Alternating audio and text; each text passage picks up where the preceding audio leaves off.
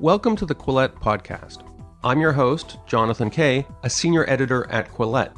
Quillette is where free thought lives. We are an independent grassroots platform for heterodox ideas and fearless commentary. If you'd like to support the podcast, you can do so by going to quillette.com and becoming a paid subscriber. This subscription will also give you access to all our articles and early access to Quillette social events. In a famous 1991 article for Commentary magazine, scholar Ruth Weiss described anti-Semitism as the most durable and successful ideology of the 20th century. Unfortunately, it's doing pretty well in the 21st century too. And in a new book titled How to Fight Anti-Semitism, New York Times writer Bari Weiss describes how Jews now are under attack from three different varieties of this ancient hatred, with strains originating in the far right, the far left, and among militant Muslims. This week, I traveled to New York City, where I spoke to Bari about her new book over lunch at a Midtown restaurant. So if you sometimes hear what sounds like waiters delivering food and clearing dishes in the background, well, that's exactly what you're hearing. That said, please enjoy these excerpts from my conversation with New York Times writer Bari Weiss, author of the newly published book, How to Fight Anti-Semitism. In your book, you talk about applying something called the kipa, or the Magen David test, to determine if you're in an anti-Semitic environment. Can you tell listeners what that test means? Sure. What that test means is, do you feel safe walking around your neighborhood or a given environment with a sign of your visible Jewishness? So a kippah, a yarmulke, or a Magen David, a Jewish star around your neck. And it's clear that there are just certain places in the world right now, in 2019, where that's not the case. Everyone I know who's a religious Jew who wears a kippah, when they go to Paris and they walk around certain neighborhoods, they put a baseball hat over their head. And just to see, what's been going on in the past few weeks, certainly over the past year, but really, it's seemed to have ramped up over the past few weeks in Brooklyn. The last week of August, there were 3 violent attacks on Haredi Jews. So Haredi meaning ultra-Orthodox, literally trembling before God. Yes, but just think of it as, people that look like they were ripped out of the 18th century Europe. Very, they're the Jews of the Jews. They're right. Very obviously Jewish. I know parents in Brooklyn whose children wear a kippah, and they're a bit nervous now in a way that they just simply weren't 3 or 4 years ago. But is there a basis for that worry here in North America? The stories you have in the book about Europe, obviously, it is legitimately frightening. There have been a few incidents here in North America. Are you worried that you will stir up fears of Jews being attacked, even though from a statistical point of view, it's got to be one of the safest places and the safest eras for Jews at any point in Jewish history in North America? There's no question about that. As I write in the book, we are the luckiest diaspora in Jewish history for a number of reasons, which I can go into. That is still true, despite what happened in my home community in Pittsburgh and what happened 6 months later in Poway. The sheen of the golden Medina, as my grandparents' generation called America, literally the golden land, might have worn off a tiny bit. But the reason that I'm writing this book and sort of sounding the alarm is because I believe that things here aren't that bad yet, and we have a chance to sort of put the genie back in the bottle. So I'm from a Jewish background myself, and I'll admit that I've been complacent about anti-Semitism in recent years. Reading your book maybe has changed that somewhat.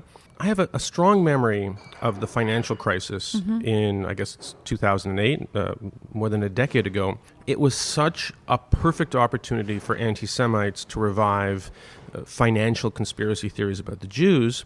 And yet, at the time, I remember thinking and being gratified by the fact that there was very little anti-Semitism arising from what happened. And this was exactly the sort of economic cataclysm that historically, especially in the 19th century, was the very foundation of anti-Jewish conspiracism. I agree, but I feel like we're living in the after effects of that now. Like, we're sort of reaping the whirlwind of that now.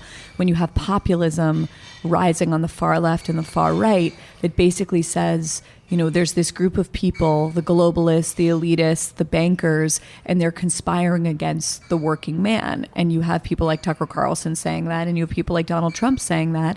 And there's a reason that people who are already inclined to the anti-Semitic conspiracy theory, that they hear that language and they hear Jew, Jew, Jew. Now, I share your feeling that it could have been cataclysmic then. It wasn't, but I feel like we're still living in the aftermath of that, and then it's actually beginning to rise more now, and that's very connected to what happened in 2008. What makes this historical period so interesting? The one we're living in? The one we're living in now, 2019 for future listeners, is the fact that anti-Semitism is coming from different sources. Yeah. And the organization of your book reflects that. You have a large section on the left, you have a large section on the right, and you have a large section on militant Islam, which doesn't fall neatly into either left or right. Mm-hmm. Let's talk a little bit about how theories of intersectionality and privilege overlap with traditional anti-Semitism, because in the United States at least, and certainly in Canada, statistically speaking, Jews are fairly privileged, if we're going to use that word. And of course, that taps into the idea that they should feel somewhat guilty, according to conventional intersectional analysis, because they have all this privilege and people of color don't.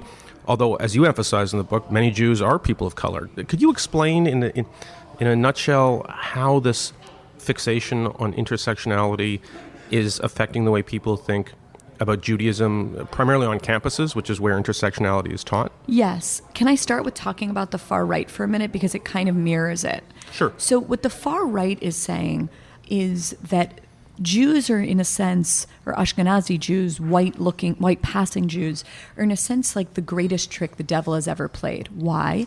Because they appear to be white, they can pass as white, but in fact, they are loyal to brown people and black people, immigrants and Muslims, who white supremacists believe are sort of sullying their vision of a pure, blood and soil white Christian America, which is, of course, a lie about what America is. So in that sense, whiteness is very, very important to the anti-Semitism of the far right. Now, on the far left, you have something different. You have increasingly the forcible conversion of Jews into white oppressors. And how does that work? Because what intersectionality does in practice is that it sort of sets up this new caste system in which the people who are the most victimized sit at the top of that caste system, and the people with the most privilege are at the bottom. And in that crude theory of the world and of it's like a tribal mentality, the Jews sit basically just at the bottom, maybe right above white Christian cisgendered males. The reason that this is so I hate to use the word problematic, but problematic is that it blinds people to the threat against Jews, because how can they be threatened if they're so privileged and successful? I think most people just sort of swimming in progressive waters would be shocked to learn that in 2018, there were 4 times as many hate crimes against Jews than against blacks in New York City. Since 1995, according to the FBI, year to year, the most anti-religious hate crimes were against Jews and not against another group. And what it does is that it forces this kind of blindness. So when anti-Semitism rears its head from the far right, as it did in Pittsburgh, progressives very clearly can see that as a threat because the perpetrator is a neo-Nazi. But when the perpetrator, as they've been in Brooklyn, is a young black male, it's much more complicated, because how can someone who we put into the category of victim also be a victimizer? Does that make sense? It makes perfect sense, and it sort of reminds me a little bit of how the left reacted to 9/11, because here you had America, the great colonial victimizer, being victimized by terrorism that originated in areas of the world that had been colonized. And it caused a huge ideological disruption, which Yeah. in some cases led to conspiracism, because the only way people could get their head around what happened on 9/11 was to somehow shoehorn it into existing theories of America, which meant it was an inside job. Or just, the softer version of that is that it was chickens coming home to roost. Sure. Yeah, it was a blowback, I think was the term. But 9/11 had an interesting effect on the politics of Judaism in the United States because, as you say in the book, there's this historic conspiracism surrounding Jews where they are somehow this malicious, parasitical element. That's the way anti-Semites would cast them. Yes. And yet after 9/11, that changed, in the United States at least, because since the Jews had this long history of confronting terrorism in the Middle East, there was this period when Jews were turned into sort of super patriots within primarily Republican political mythology.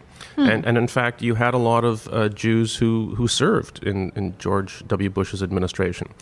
Do you think that had any lasting impact on the way we think about anti-Semitism in the West? One positive thing that I think came out of 9/11, or at least the immediate aftermath of it, was that American Jews who had been paying so much attention to Israel's fight against radical Islam, not least during the Second Intifada, were sort of like, see, this is what we were talking about. And there was a sense of solidarity, in a sense that we were sort of fighting for basic values that Israel was representative of in the Middle East. The ugly part that very much came out of that period was a sense that the Jewish neocons took us into war. We still hear that, and that frankly became quite mainstreamed in books like Walton Mearsheimer's The Israel Lobby, and then it went from the margins into the mainstream, as so many of these ideas do. And the idea of Jews dragging nations into war for their own profit is a theme that exists within the darkest parts of anti-Semitic literature, including the protocols.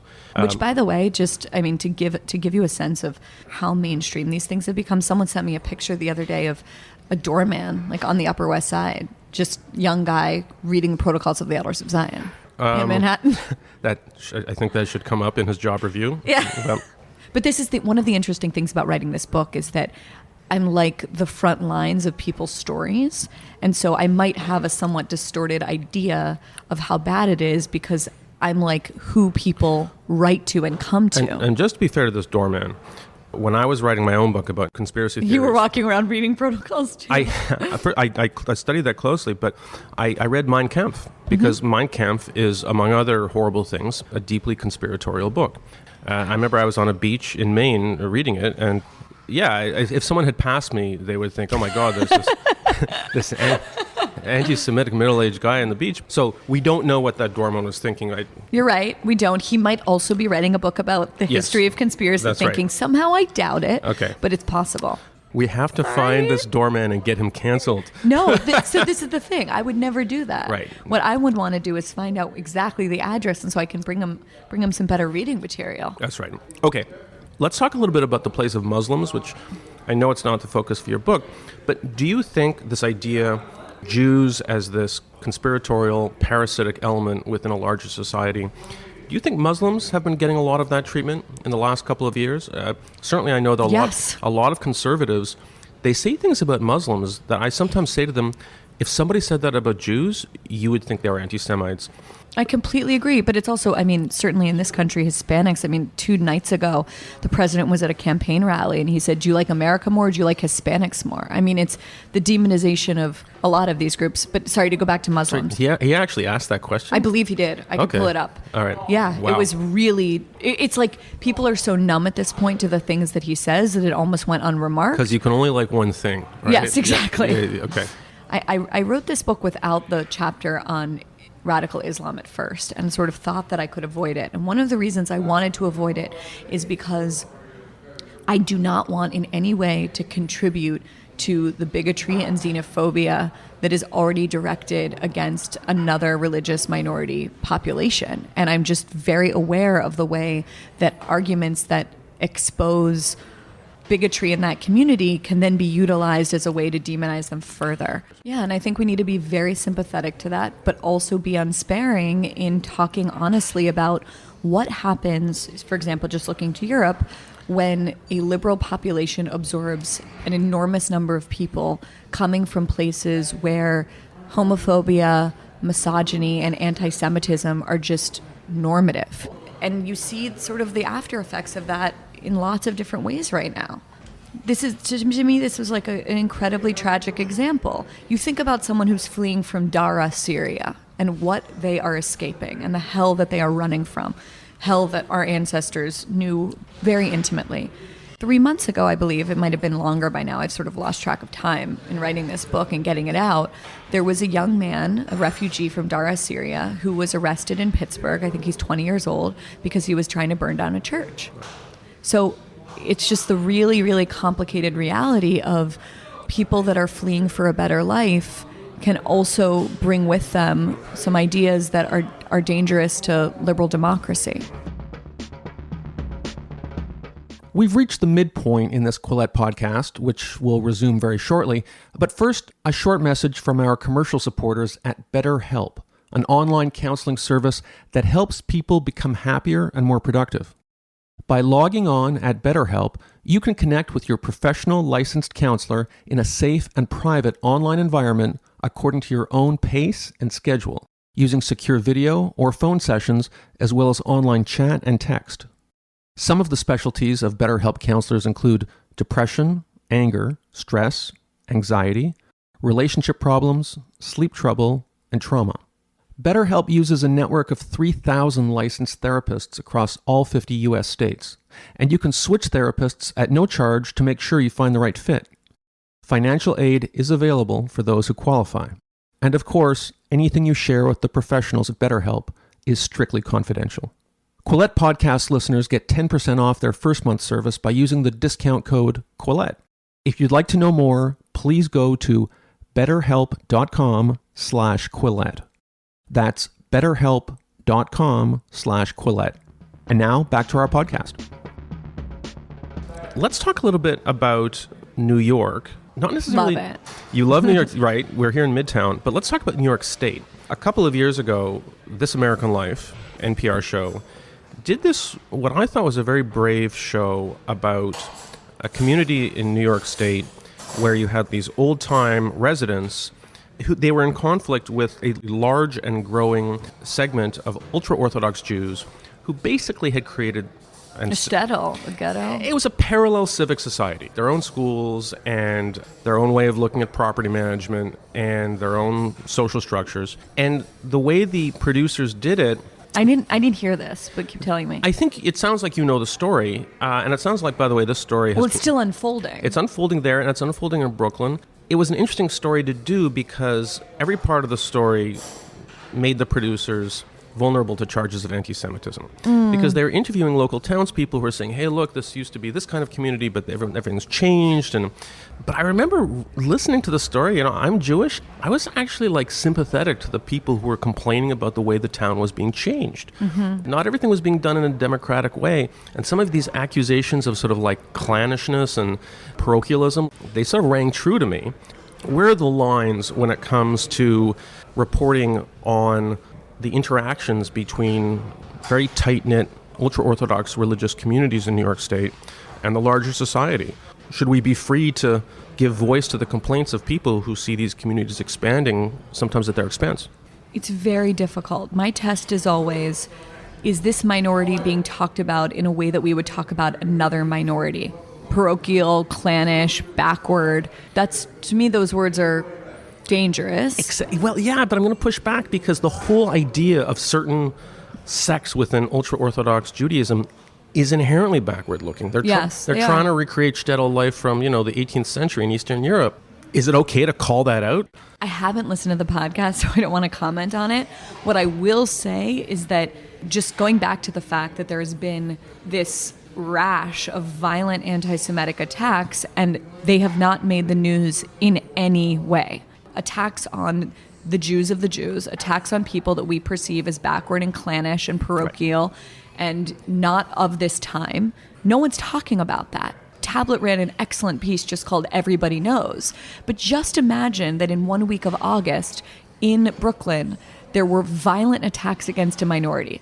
What would the reaction be from the mayor and the governor? They've done nothing. They've done nothing. And the fact that we have a mayor who's not going to the streets of Crown Heights and saying, I'm going to wear a kipa in solidarity with these people, to me is, as we say in Yiddish, a shanda. May I say that we're doing a very bad job of controlling the media if this story hasn't gotten exactly. longer legs.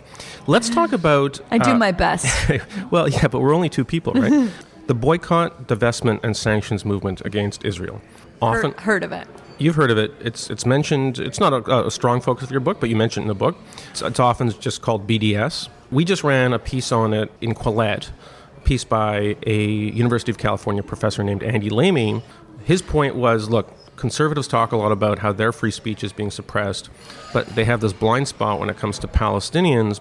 There have been measures on campus and even at the state level where they're trying to ban BDS advocacy on the grounds that it's anti-Semitic. Is BDS inherently anti-Semitic?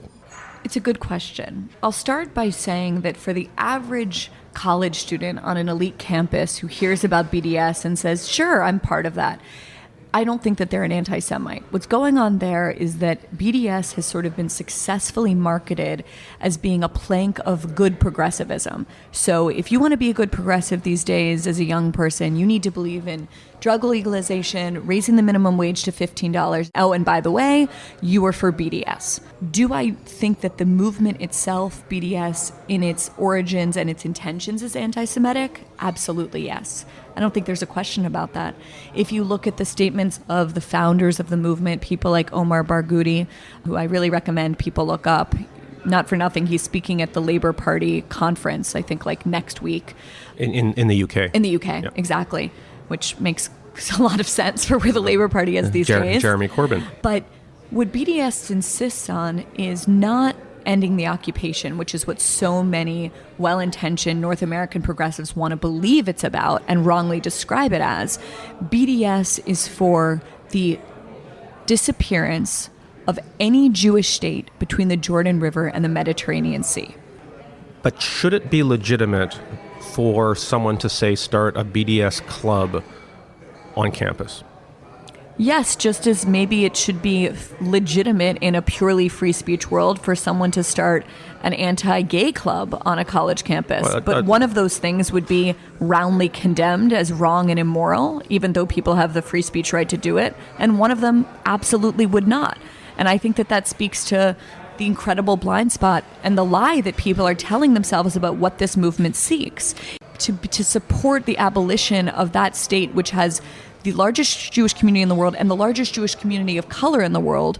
More than half of Israelis are of Mizrahi, North African, and Middle Eastern descent. Sephardic Jews, as they're known. Yeah, Mizrahi. Yeah.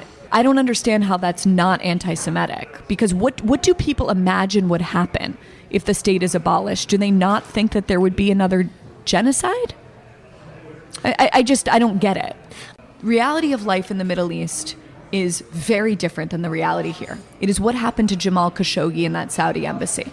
If you want to look at what happens to minorities in the Middle East without protection, look at what's happened to the Yazidis, the Kurds, the Zoroastrians, and frankly, the Christians. Including the Christians of the West Bank, many of whom now live in Michigan because of the discrimination they faced in the West Bank. Oh, of course. And I think it's hilarious when people call this pinkwashing, and they can call it what they want. The reality is there is one place in the Middle East where I can walk down the street making out with my girlfriend wearing a tank top. And that place is Israel. And the reality of that is just plain. And people that want to pretend that that is somehow propaganda, no, that's reality. Anyway, I could go on and on and on about this. The other after effect of BDS that I think it's important to point out is that, opponents of BDS like to say BDS is not actually successful because it hasn't actually passed in most college campuses, because even if it passes in the student government, it's shut down by the administration. It's largely symbolic. Right. But what it does is that it effectively makes anyone who stands up for Israel or identifies as a Zionist, it smears them as being immoral and racist. And so it actually functionally makes the safe space for where anti-Semitism can flourish that much larger.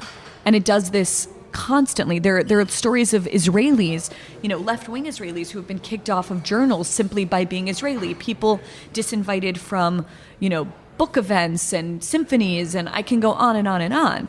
But the people that it actually affects are normal Jews. It doesn't actually affect Israeli policy. That's interesting. That is an argument you hear often that say, well, BDS has been a failure. The Israeli GDP grew by such and such a percentage. But that's not the measure of it. And it's also been successful in the sense that we now have several members of Congress who proudly support the BDS movement. That is a success. And it should be said, we're banned from entering Israeli territory, which I thought was wrong. I agree. I wrote a column about it. But, there's two scandals in that story. One is that they were banned from visiting Israel, and I've now written 2 columns about how ridiculous that policy is and that it projects an unbelievable sense of weakness on the part of Israel to do that. But the second scandal that didn't make headlines in that story was that the group that was sponsoring Ilhan Omar and Rashida Tlaib's trip... those are the 2 Congress members, those are the 2 congresswomen, was a group called Miftah.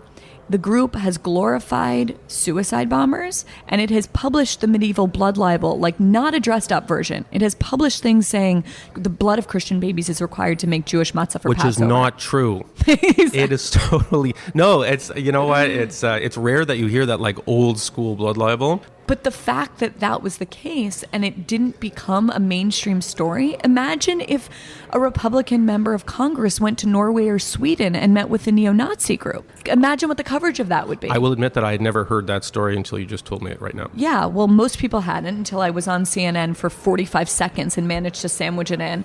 Then, to his credit, Jake Tapper picked up on it. But I think that was the only mainstream coverage that got. I just find that to be unbelievable. So I'm going to ask you one last question because I've kept you for too long. You're in this interesting position because you're plainly somebody who's raising awareness about anti-Semitism. You're plainly proud of being a Jew. You're supportive of Israel. Yet at the same time, you're also somebody who is known as a principled defender of free speech and free intellectual inquiry. And so as I'm reading your book and talking to you, there is this slight tension because we live in an age when, when someone calls out hate or bigotry or anti-Semitism of any kind, you just kind of naturally expect them to also say, that's why we have to censor this, that you expect it's going to be a campaign of censorship. That's not quite what you advocate. In the last chapter, the exhortations you provide are largely about what we can do as Jews. Did you consciously have to balance these 2 hats you wear? One is being someone raising awareness about anti-Semitism. The other is being a defender of free speech and debate? No, it wasn't conscious because those represent my just deeply held values, which is to say, I think the best way to convince people is with better ideas and more speech. And one of the reasons that I wrote this book and I feel so strongly about stopping the spread of this virus is obviously because I'm a Jew and I care about the future of the Jewish people. But trust me, we've survived worse than this, and we are the ever-dying, ever-living people, and we will survive this. We're heroes. What I care more about is not more about. What I really, really care about, and I think is sort of lost, is the other victim of anti-Semitism, which is the surrounding culture. I love this country. And I love the values that at its best it stands for. And those are the values that happen to be deeply simpatico with Jewish ones. Hatred of tyrants, love of liberty and freedom, the belief that all people are created equal. And I think that to stand up for those values is to stand up for American ones too, and to stand up for the future and thriving of this country. Bari Weiss, thank you so much for being on the Quillette podcast. Thank you so much for having me. Thank you for listening to this episode of the Quillette podcast. Quillette is where free thought lives. We are an independent grassroots platform for heterodox ideas and fearless commentary. If you'd like to support the podcast, you can do so by going to Quillette.com and becoming a paid subscriber. This subscription will also give you access to all our articles and early access to Quillette social events.